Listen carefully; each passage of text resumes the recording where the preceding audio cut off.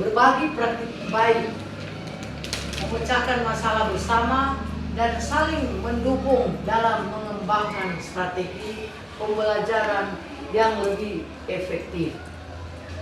Yang dimaksud di sini, jadi bukan misalnya saya sebagai guru kelas 1, oh itu kok cuma tugas guru kelas 1. Jadi dia mau kurang lebihnya, itu guru kelas 1 bertanggung jawab. Jadi tidak seperti itu. Ibu bapak guru, marilah kita membawa kekurangan kita pada POMBEL, komunitas belajar di sekolah kita. Kita saling berbagi praktik baik. Nah, usaha kita memalu apa kita punya kekurangan. Misalnya kita kurang dalam menggunakan metode pembelajaran, tolong sampaikan di POMBEL yang mana, oh ini kita kurang paham bagaimana metode ini, bagaimana langkah-langkahnya, seperti itu. Jadi tidak perlu kita menutup diri dengan keterbatasan kita. Marilah di antara teman-teman kita saling melengkapi antara satu dengan yang lain dari kekurangan dan keterbatasan kita. Kemudian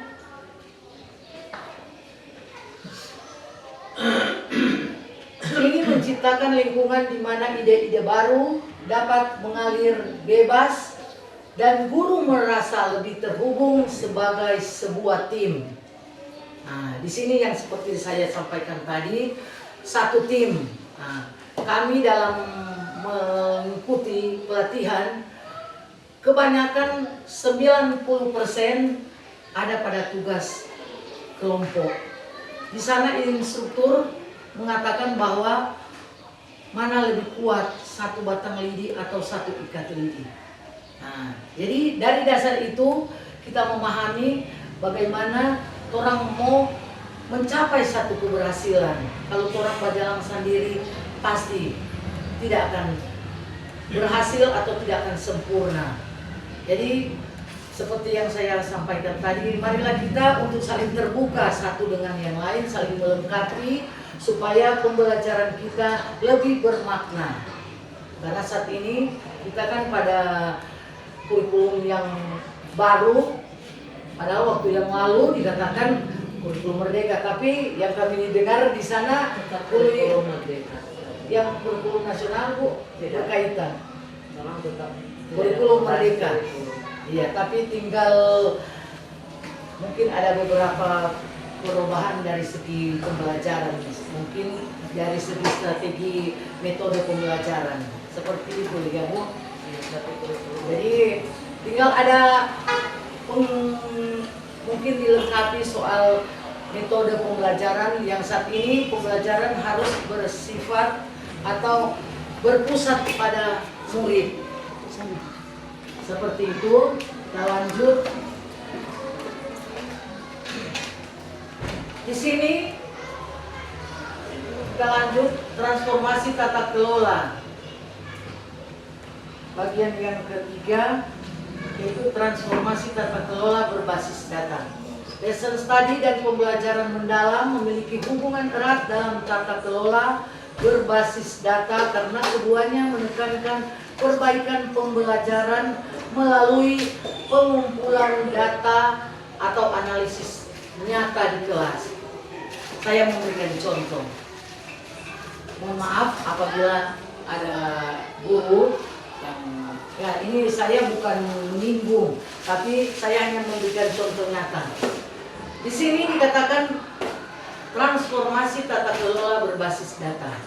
Dalam kita mewujudkan atau melakukan pembelajaran yang berpusat pada murid itu berhasil, maka di sini kita buka dulu raport pendidikan. Jadi di raport pendidikan ini dia tertulis satu data yang valid, data yang tidak mengada-ada. Kalau orang bikin semacam ulangan, tentu di situ ada data yang valid. Oh, kita melihat ini anak masih boleh naik kelas.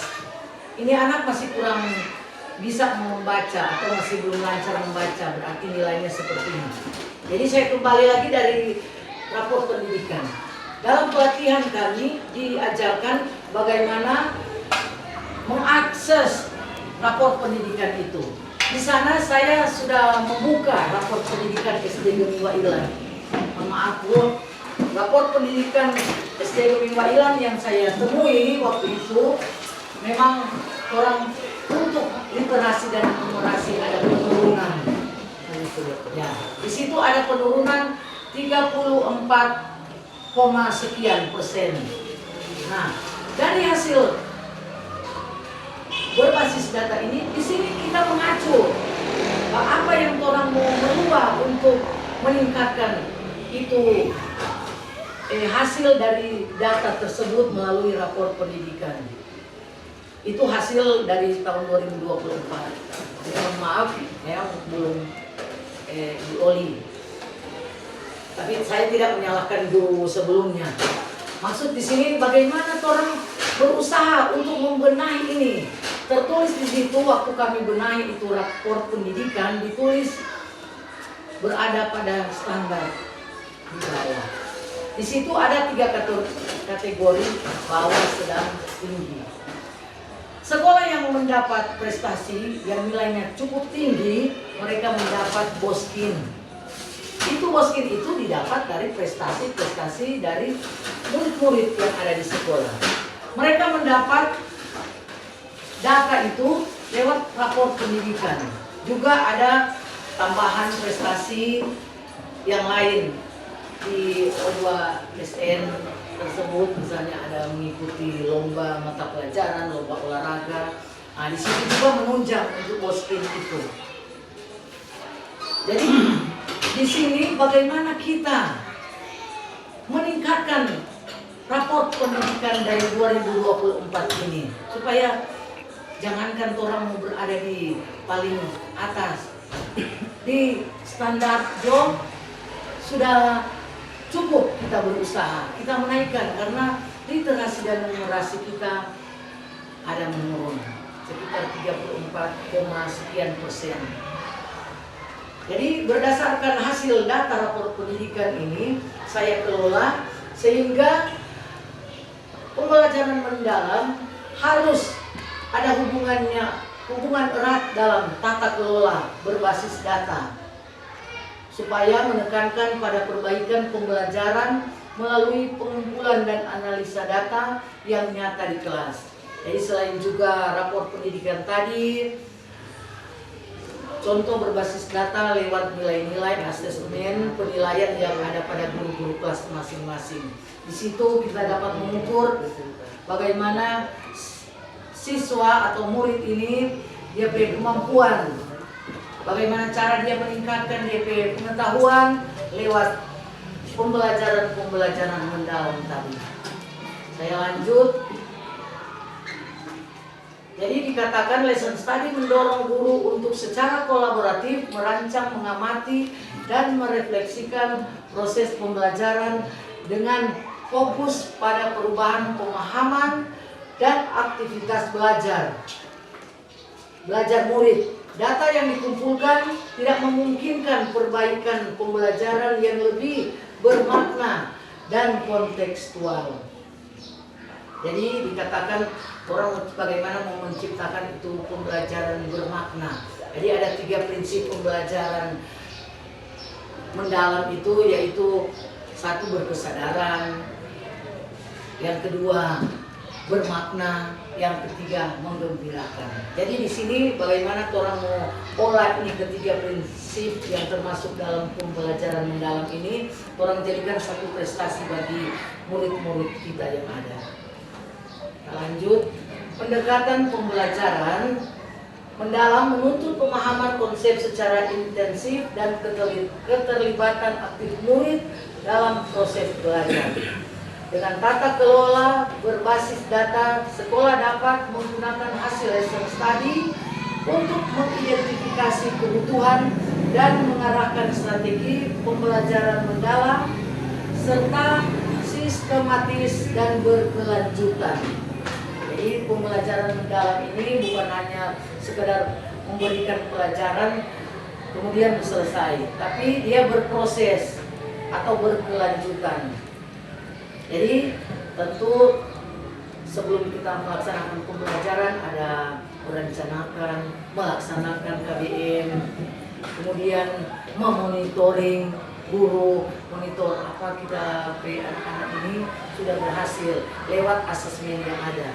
Kemudian ada terakhir itu refleksi atau orang boleh katakan tindak lanjut. Bagaimana kalau dia masih kurang, apa yang orang mau backing supaya caranya 2 sebanyak 3 kali. Jadi dapat hasilnya 6 seperti itu. Jangan orang bilang hafal 1 kali 1, 1, 2 kali 2 seperti itu.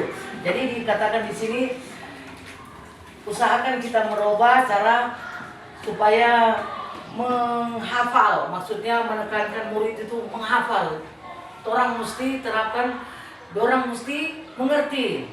Murid harus mengerti dulu. Sebelum orang ajarkan perkalian, orang tanamkan itu seperti tadi, penjumlahan berulang. Itu hanya salah satu contoh saja. Dengan demikian, supervisi akademik bukan hanya alat kontrol, melainkan instrumen pemberdayaan guru untuk menciptakan pengalaman belajar yang transformatif. Di sini maksudnya bagaimana kita menularkan kepada murid. Karena pembelajaran mendalam ini adalah pembelajaran yang berpusat kepada murid. Jadi kalau itu lalu ada timbal balik antara guru dengan murid, tetapi ini kita menerapkan pembelajaran yang berpusat pada murid. Lebih bagus orang misalnya contoh pembelajaran IPA, IPAS itu orang bawa anak-anak kita ke lingkungan, mengenal keadaan alam sekitar. Jangan cuma bilang ini gambar batu, ini jenis batu apung, batu, ya seperti itu.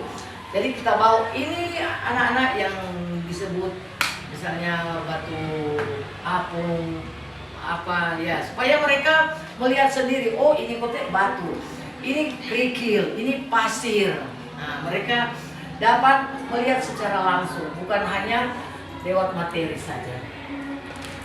Lanjut, masih pada identifikasi strategis kepemimpinan, penguatan budaya organisasi, membangun budaya kolaborasi, refleksi dan inovasi di kalangan guru merupakan fondasi yang penting bagi keberlanjutan pembelajaran mendalam. Kepada khususnya ibu kepala sekolah yang sudah mengarahkan saya, menambah ilmu kepada saya, dan juga bagi guru-guru yang sudah memberikan saran tadi, itu akan menjadi bekal saya ke depan. Jadi sekali lagi saya mengucapkan banyak-banyak terima kasih. Selamat siang. Iya, baik.